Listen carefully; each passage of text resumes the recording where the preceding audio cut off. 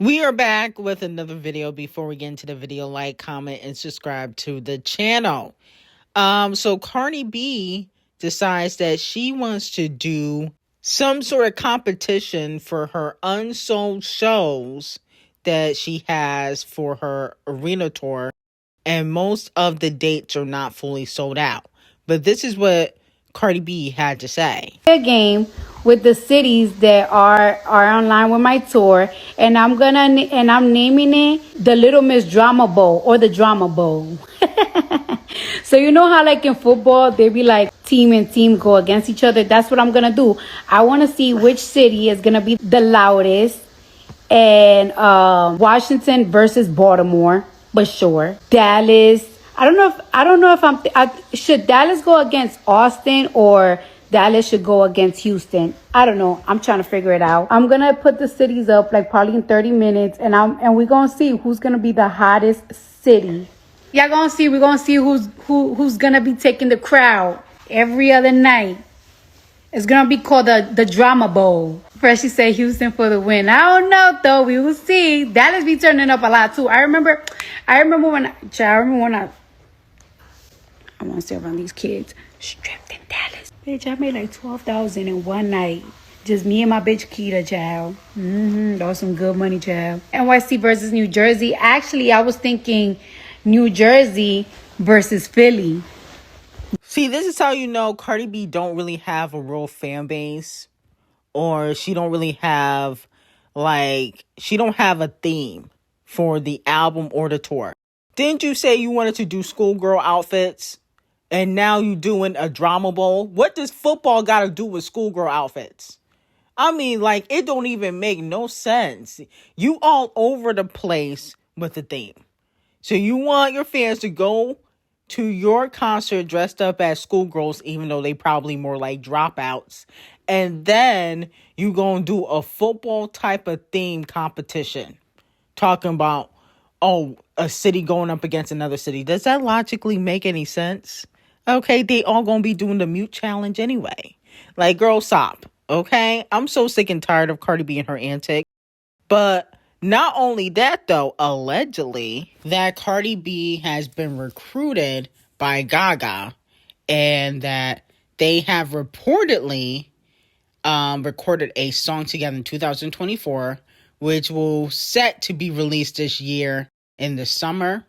Allegedly, that's what they're trying to push. Allegedly, this is what the streets are saying. Let me know if you guys believe or don't believe in regards to this. In my opinion, I don't feel like Gaga and Cardi B make sense. I feel like if Gaga would work with any female rapper, it would be Dolce or Doja Cat right now. Okay? It wouldn't make sense for a Cardi B collab. Now, moving on to Megan Thee Stallion. Megan Thee Stallion is clapping back.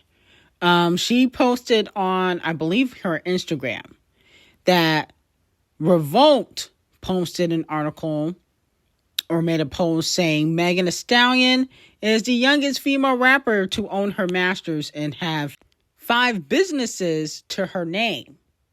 And she responded and said, them blogs don't talk about that, though. I'm thinking, what 5 businesses does Megan have under her name?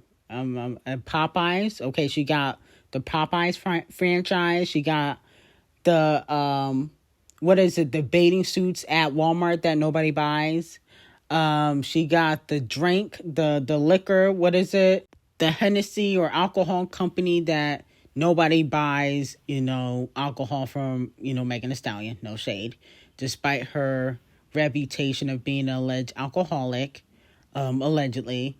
But I'm thinking, these businesses not successful. What are you talking about? I don't see nobody walking around here with Megan Thee Stallion bathing suit. I know that it's cold outside, but even in the summer, when she dropped it, I ain't see nobody walking around with Megan Thee Stallion bathing suits.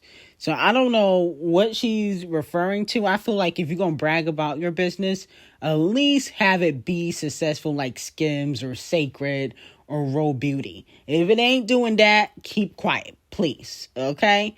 And as for your masters, you do own your new music. You don't own anything that you did on 1501. Okay, you don't own the classic Megs, Realer, Big Ol' Freak. You don't own those masters. Savage, you don't own that. So you own the new Megan stuff, and the new Megan stuff ain't selling. No shade. I'm just trying to see what she bragging about, because I'm like, your new music flops. So I don't understand why she bragging, but she still do decent numbers. So you got to give her credit for that. And when I mean decent, I think she's doing better than Ice Spice and, Lotto.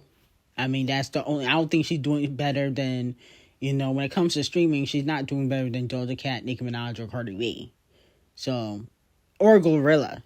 She's not doing better than Gorilla either. Now, moving on to Rihanna. A lot of fans feel like Rihanna is teasing a comeback, because she said this recently when she was out and about and being spotted by paparazzi. They saying it's 2016. You know what 2016 was? The red dress at Carbone? What are we talking about with the dress?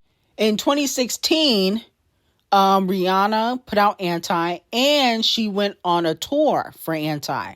And there's been some speculation that she will be going back on tour for the 10-year anniversary of Anti, which I think is coming up soon. With that being said, she'd be touring allegedly in London. So there's been a lot of speculation that, since ASAP did drop, that Rihanna is coming. Okay. So let me know how y'all feel about it, and if you guys will be tuning in. If Rihanna drops, she drop it. If she don't, I don't think it's really gonna make a difference. Okay, because she hasn't done anything in like 10 years. So if she drop, obviously we will listen. If she don't drop, I don't think it's going to make a difference, because there's a lot of big artists dropping in 2026 anyway. Now, a lot of people are saying that she is also throwing some subliminal shade at Champagne Thickums. She recently commented under A$AP Rocky's, video, where he is basically promoting Stole Your Flow song, and he's dissing Champagne Thickums on that song. And we already went over and did like a whole album review on A$AP the Colorist. But basically, she commented, "I mean," and fans feel like she is throwing some shade at Champagne Thickums.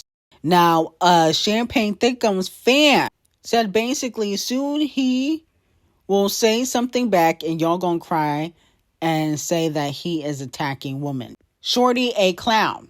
Okay, so this is what Champagne Thickums fans are saying on social media. Here's my thing.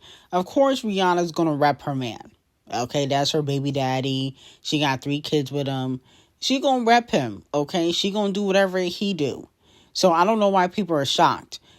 Though I think Rihanna should be prepared that Champagne Thickums probably will respond. And considering that she slept with Champagne Thickums, no shade, I feel like, the gloves will be off. Okay, he already said in the last diss track that your coochie wasn't that great. Even though I don't fully believe that. If it wasn't that great, he wouldn't have been beefing with Chris Brown and A$AP over Rihanna. Because that's the reason why him and A$AP have issues now, is because A$AP is with Rihanna. Let's just be honest. Okay? So, in my opinion, he definitely will be clapping back at Rihanna. And I definitely think he will go below the belt. But, Rihanna, in her 20s, she didn't have great coochie management. Okay? Because she was sleeping around. No shade. You mess with Travis. You mess with A$AP.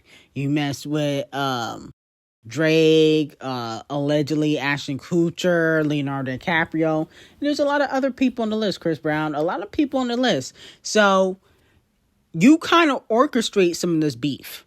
No shade. Okay? Because A$AP and Champagne Thickums were very cool until you got in the picture. Not saying that it's not your right, but don't be shocked when he air you out. Because I definitely feel like he gonna go below the belt when it comes to Rihanna, SZA, probably Serena Williams, because of Not Like Us. So it's gonna be very interesting what he says on Iceman. Because he already said before in his last album, I think it was for Something for the Dogs, that basically Rihanna's coochie was not that great. He said it was mid. That's what he said about Rihanna. Now, moving on to Jäyda, Ari Fletcher, Cardi B, and Megan Thee Stallion drama, okay? Jäyda basically went live, and she confirmed that Ari Fletcher slept with her baby daddy, Lil Baby, okay? And then a bunch of other fans started posting receipts about Ari Fletcher sleeping with Cardi B's ex off the cheek, which Cardi B revealed, I believe, last year or the year before. And then Kim Barbie recently confirmed, and Kim Barbie is Cardi B's lapdog. When Cardi B fans started posting receipts about what Ari Fletcher did to Cardi B when it comes to sleeping with off the cheek, Ken Botch Barbie said, "I ain't no Barty gang get down like that. Y'all messy." Okay? So basically kind of confirming the tea. But there's more.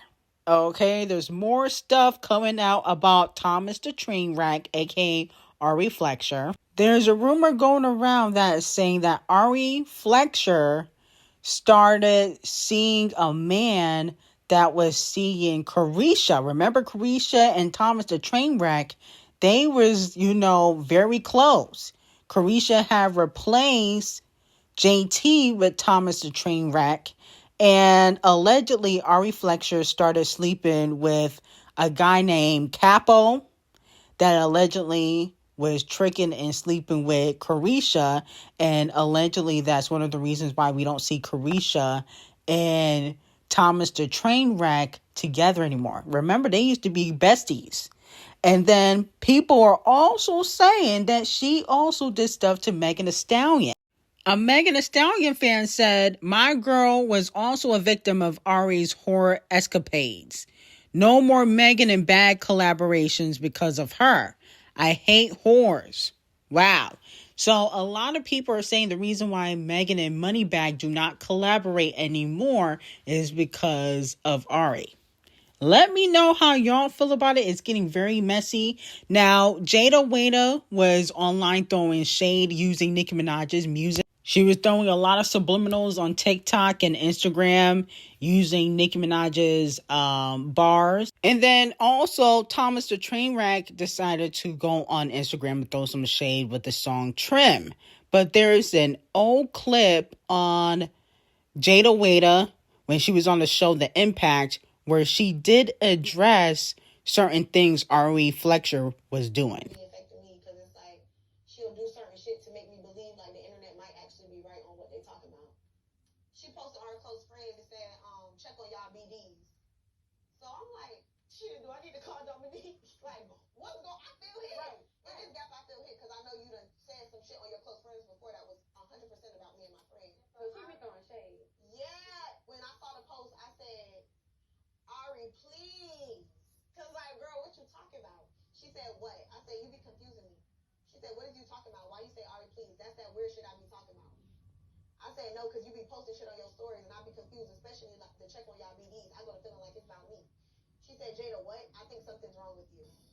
Okay, so it looks like they've been had issues. Now, I never watched The Impact, but I definitely feel like Thomas the Trainwreck is jealous of a lot of women.